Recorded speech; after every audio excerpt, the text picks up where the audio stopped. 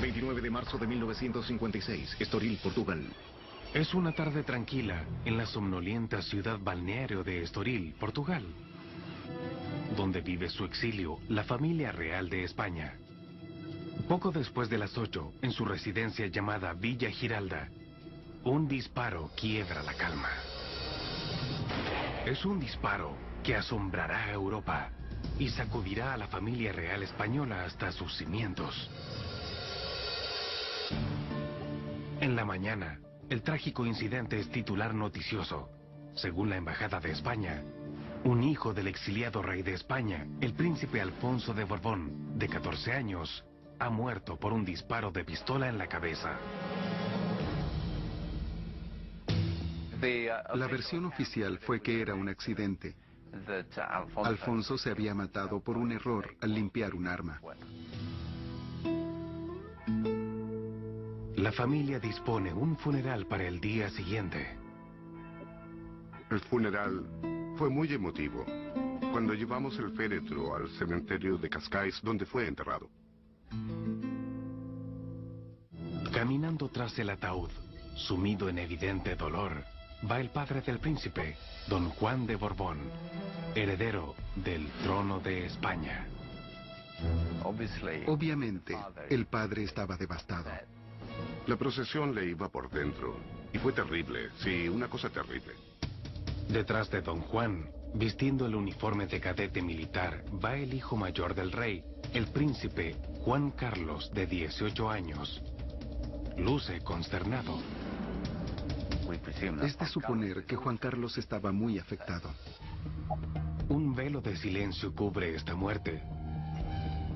Hasta el 17 de abril, ese día, un diario italiano, Il Settimo Giorno, publica algo perturbador. La declaración oficial de la Embajada Española es una mentira. La prensa italiana lo recogió y dio la versión que había sido Juan Carlos quien había disparado y había matado a su hermano de un disparo en la cabeza. Pero sin que se hubiera ordenado una investigación de la muerte, permanecen serias interrogantes. ¿Estaba ocultando algo la familia? ¿Qué papel, si alguno tenía, desempeñó Juan Carlos, actual rey de España, en la muerte de su hermano? Un periódico italiano ha publicado un artículo señalando que Juan Carlos, de 18 años, hijo mayor del exiliado rey de España, pudo haber matado a su hermano menor. Esto contradice abiertamente la declaración oficial de que Alfonso se había disparado accidentalmente mientras limpiaba un arma.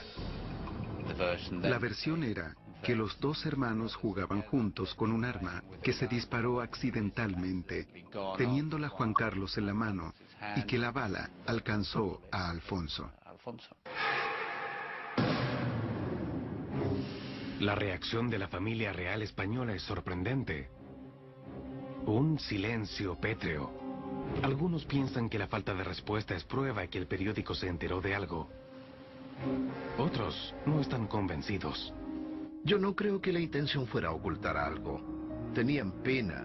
No se quiere decir con palabras lo que sucedió. Es una afirmación agraviante, y para quienes conocen a los príncipes, una denuncia impensable.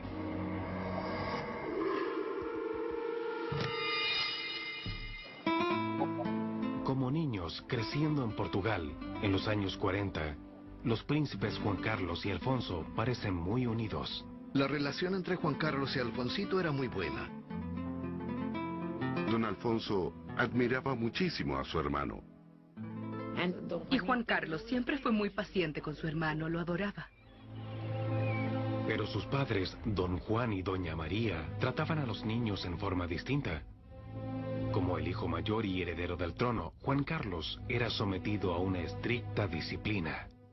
Don Juan como padre era muy exigente. Se esforzó por educar a su hijo con la severidad que correspondía al que era el heredero de la corona española.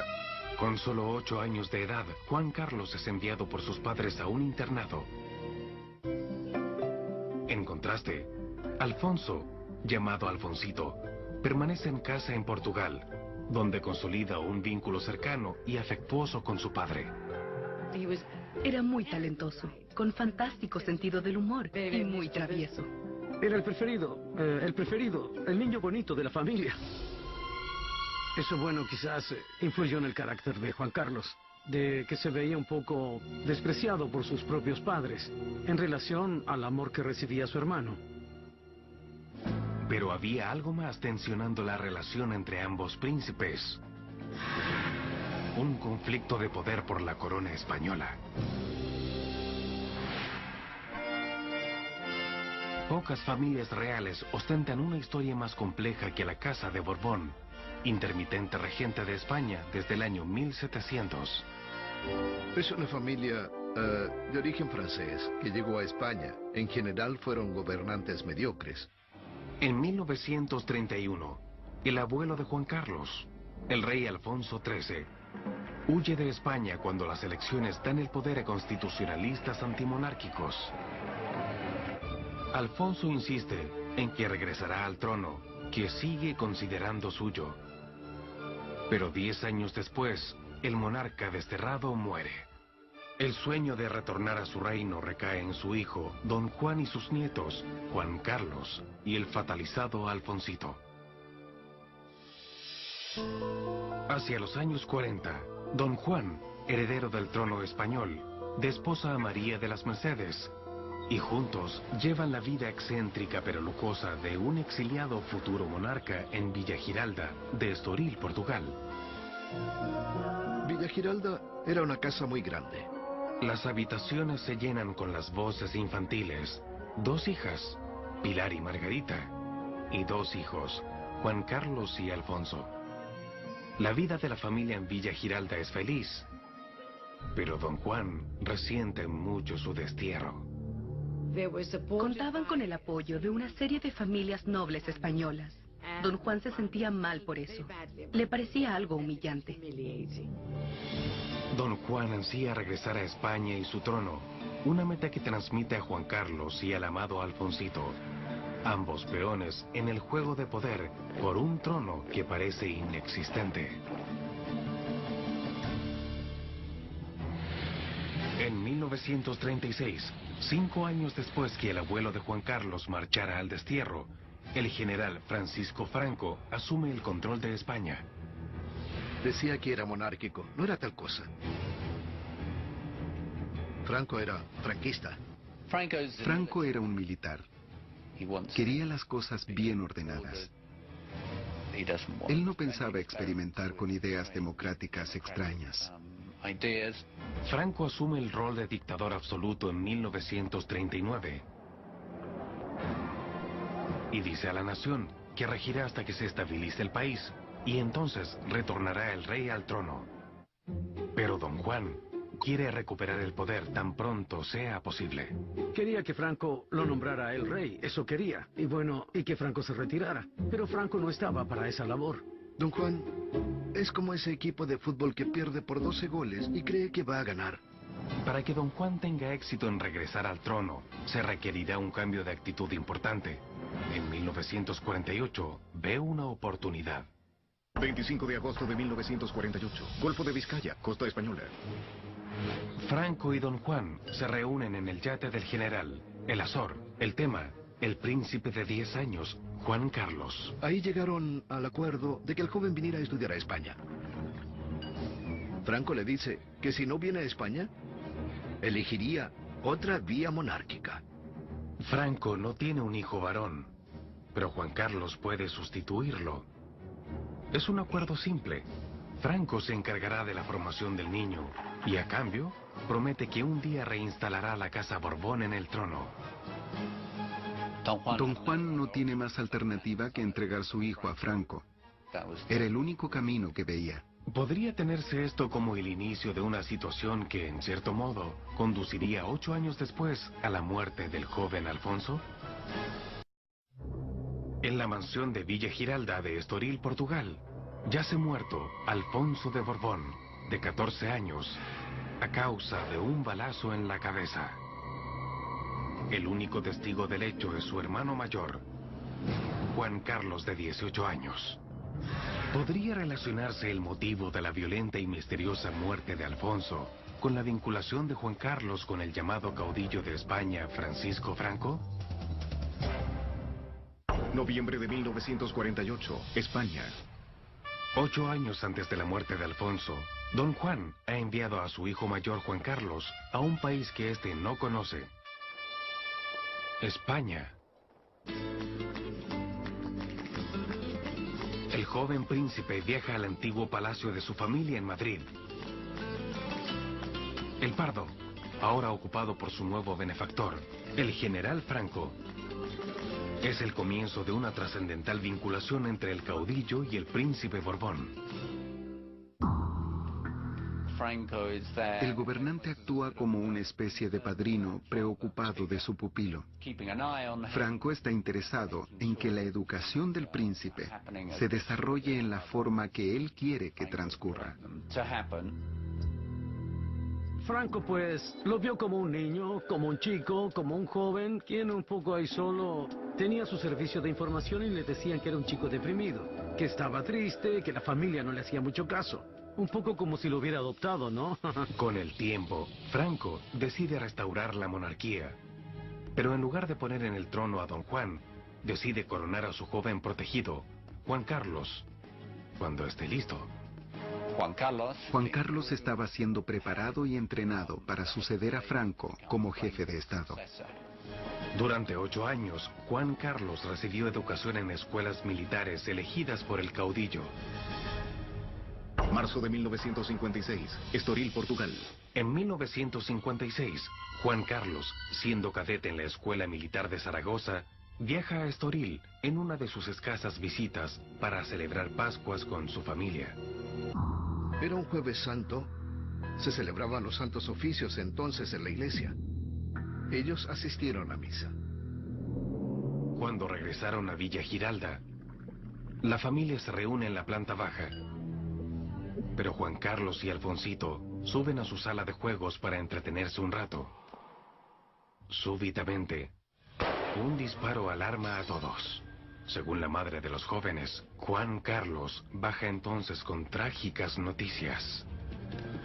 Don Juan subió corriendo y encontró al infante Alfonso de 14 años en el piso, con la cabeza destrozada de un balazo. Llamaron al doctor. Este llegó, pero es demasiado tarde. Alfonsito muere en los brazos de su padre.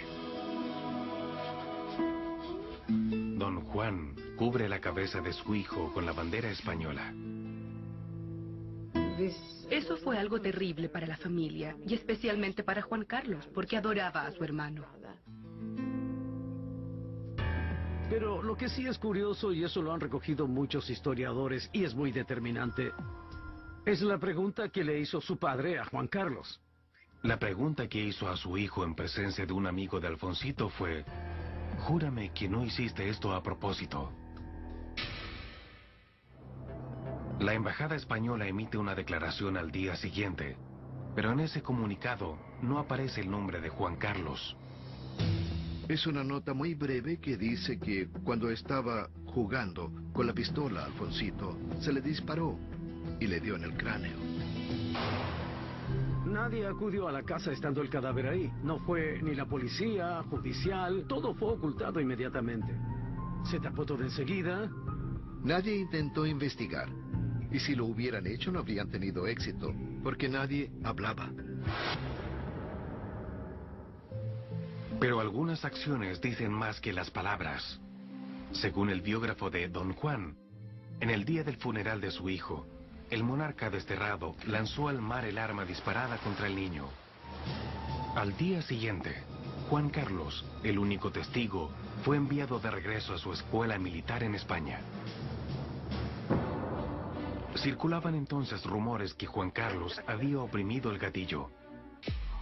Algunas personas consideran que la declaración de la Embajada de España tras la muerte de Alfonso, que no menciona a Juan Carlos, es altamente sospechosa. ¿Por qué?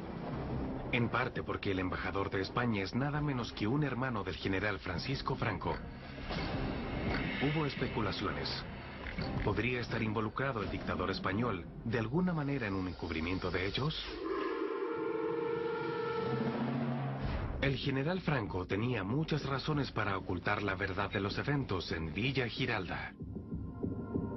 Franco ve a Juan Carlos como heredero. ¿Y de quién? nada menos que de él.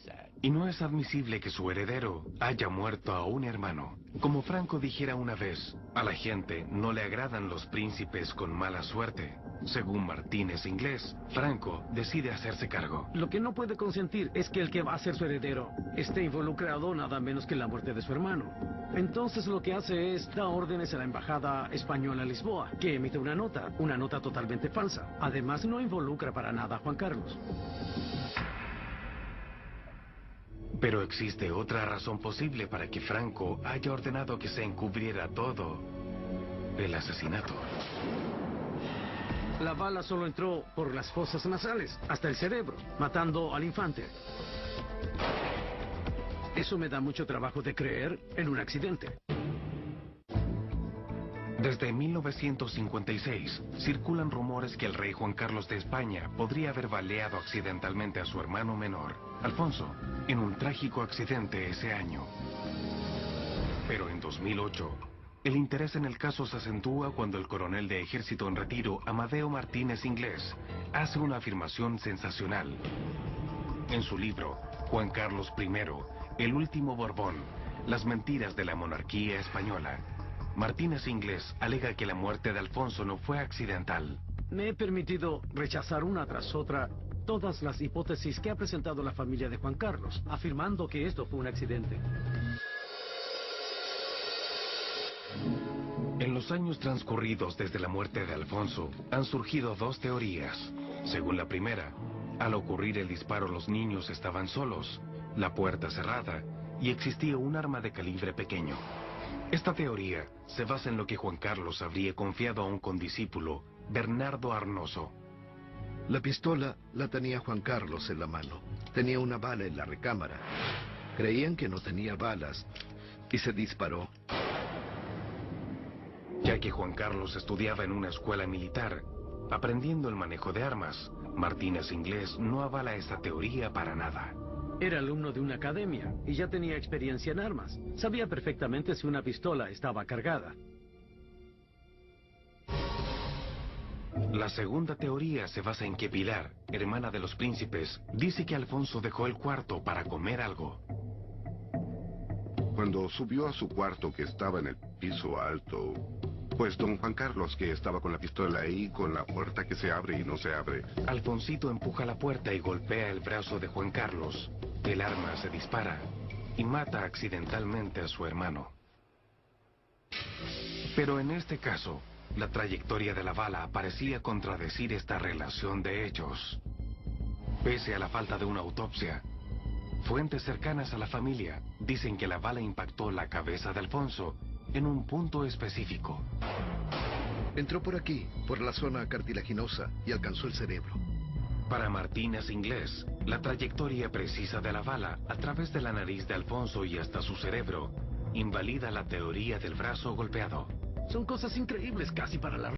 Obviamente era alguien que estaba en una academia militar. Juan Carlos estaba familiarizado con las armas, pero los accidentes ocurren. ¿Cómo pudo una bala perdida terminar en sus fosas nasales? Para entrar por la fosa nasal debe dispararse desde un ángulo de muy abajo, para que penetre. Ese ángulo bajo es para Martínez Inglés muy comprometedor. Una de las cosas que más me han hecho sospechar que aquello pudo haber sido un homicidio es que la bala no entró sola en las fosas nasales. Y para penetrar en el cerebro, pues eso me cuesta mucho trabajo de creer en un accidente, ¿no? Pero ¿por qué Juan Carlos, heredero del trono, querría matar a su hermano menor? Un motivo posible. Una lucha de poder por el trono. Don Juan sabía que su hijo y Franco eran muy cercanos, que Franco formaba al joven a su imagen. La relación entre Franco y Juan Carlos era íntima. Juan Carlos era su segundo, el que le obedecía en todo y que le visitaba con frecuencia en palacio. Según Martínez Inglés, Don Juan estaba por jugar la última carta que le restaba. Temía que Franco fuera a entregar la corona a Juan Carlos y no a él. Deseaba que eligiera a su hijo menor, Alfonsito, y no a Juan Carlos como monarca sucesor. Estaba pensando seriamente en desheredar a Juan Carlos y en nombrar a Alfonso su heredero. Franco hizo ocultar micrófonos en casa de don Juan para saber lo que éste proyectaba. Franco grababa todo lo que hablaba don Juan. Franco hacía grabar todo. No es de extrañar que a Juan Carlos le llegara la noticia, ¿no? Martínez Inglés afirma que Juan Carlos, leal a Franco, valió a su hermano menor para asegurar su posesión del trono. Pienso que esa hipótesis prueba que su muerte fue una cosa premeditada. Dice Martínez Inglés que la evidencia más clara es la impresionante recriminación a Juan Carlos después del baleo. Júrame que no hiciste esto a propósito. Un padre que conoce a sus dos hijos y hace esa pregunta después de lo ocurrido, básicamente está admitiendo que su hijo es capaz de matar a su hermano. De una manera premeditada, ¿no? Pese a todas las dudas, Juan Carlos nunca es cuestionado por la muerte de su hermano. Y la transición de poder sigue el gran plan de Franco.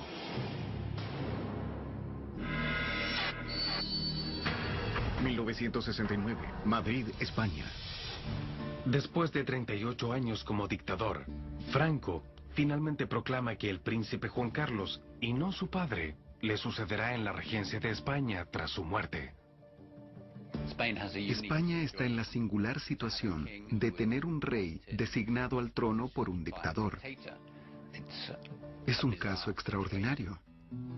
6 años después, en 1975, muere Franco.